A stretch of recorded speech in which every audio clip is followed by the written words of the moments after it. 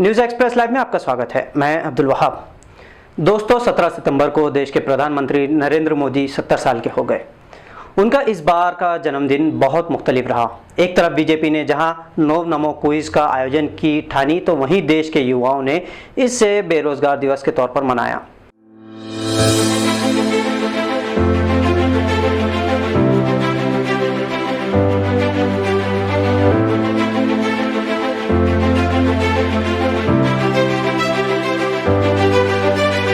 देश का प्रधानमंत्री, प्रदेश का मुख्यमंत्री पूरी तरीके से जुमलेबाज साबित हुआ है। नौजवानों को बेरोजगार कर दिया है।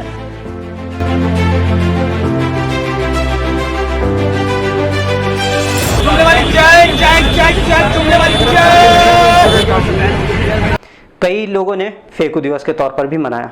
देश के कई शहरों में मुंडन किया गया, पिंडदान तक किया गया, पकोड़े तले गए, नारे लगाए गए कि देश में रोजगार नहीं है और प्रधानमंत्री रोजगार बढ़ाने के बजाय नौकरियां कम कर रहे हैं।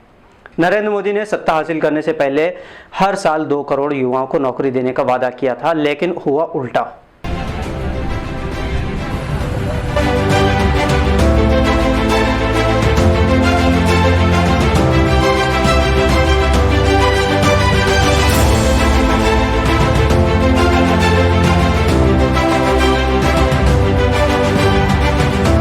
रोजगार स्वाहा, स्किल इंडिया स्वाहा, स्टार्टअप इंडिया स्वाहा।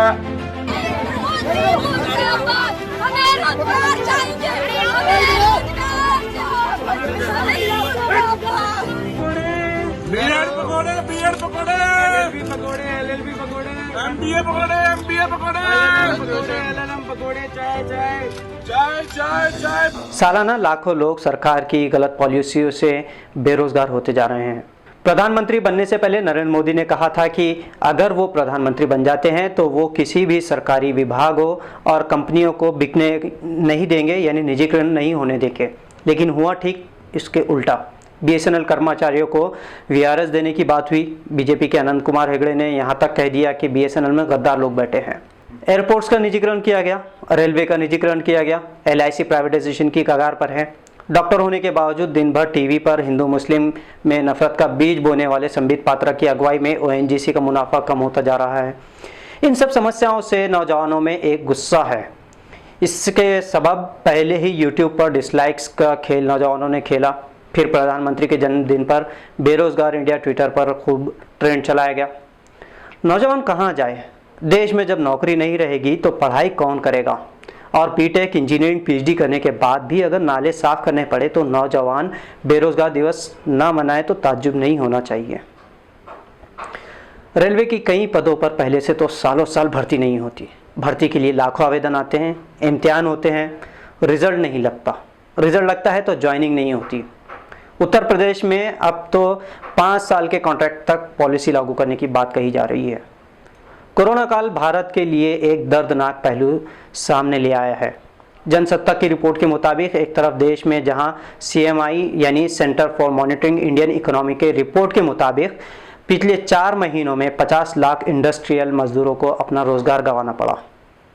इसी के साथ 66 लाख पेशेवर लोग अपनी नौकरी से हाथ धो बैठे हैं, जिसमें engineer, doctor, teacher, accountant, physician जैसे पेशेवर लोग शामिल हैं।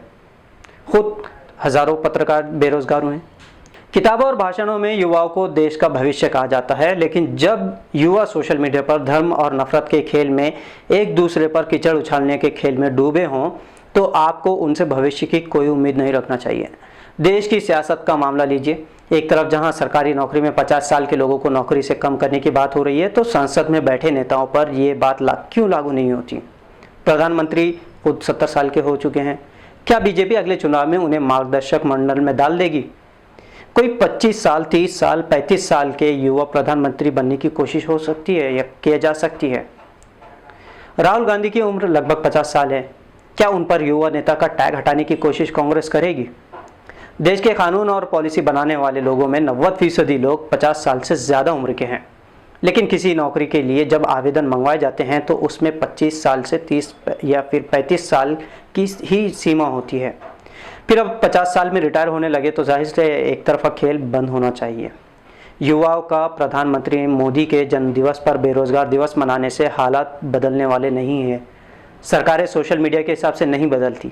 सरकार बनाने के लिए वोट की ज़रूरत होती है, और अगर यही वोटर पहले ही किसी लहर में बहकर खुद अपना भविष्य डुबोने की तैयारी कर लें, लेकिन जब कुल्हाड़ी अपने पैर पर ही मारी जाए तो चीखना चिल्लाना कैसा।